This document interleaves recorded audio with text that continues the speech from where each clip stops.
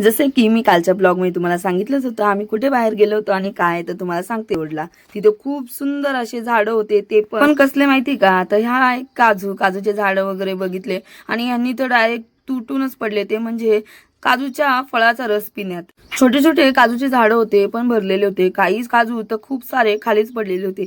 ते वेचून आम्ही काही घरी घेऊन आलो. रानामध्ये आम्ही चौघ हावरे. झाडाला खरंच खूप फळं आलेले होते पण सगळे कच्चेच दिसत होते. इथे जांभळाने तर पूर्ण झाड भरलेलं होतं आणि करवंदांच्या जाळ्यांनी सुद्धा पूर्ण झाडं भरलेली होती. एवढं लांब जाऊन आम्हाला फळं खायला मिळाली की नाही हे तुम्हाला पुढे कळेलच, त्यासाठी पूर्ण ब्लॉग बघा हा. झाड तोडायचंच बाकी होतं आमच्या सासूबाई, एवढं झाड तोडत होत्या पण झाडाला काय पिकलेलं फळ काय मिळत नव्हतं. जेव्हा आमचे हे आतमध्ये गेले आणि बघितलं तर सगळे पिकलेले फळं आम्हाला आणून दिले आणि आम्ही तिघांनी काय चौघांनी मस्त आनंदाने हे फळं खाल्ले.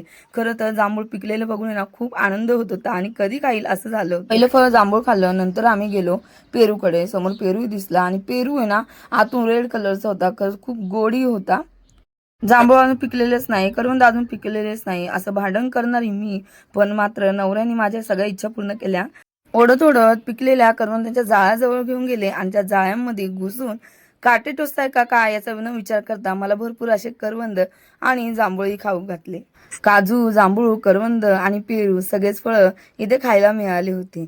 तर आजचा ब्लॉग कसा होता नक्की कमेंट करून सांगा आणि हो, तुम्हाला हे सगळे फळं खायला मिळाले की नाही नक्की कमेंट करून सांगा. भेटूया नवीन ब्लॉगमध्ये. तोपर्यंत या चॅनलला सबस्क्राईब करा आणि माझ्या इन्स्टा आयडीला सुद्धा फॉलो केल्याशिवाय राहू नका. बाय.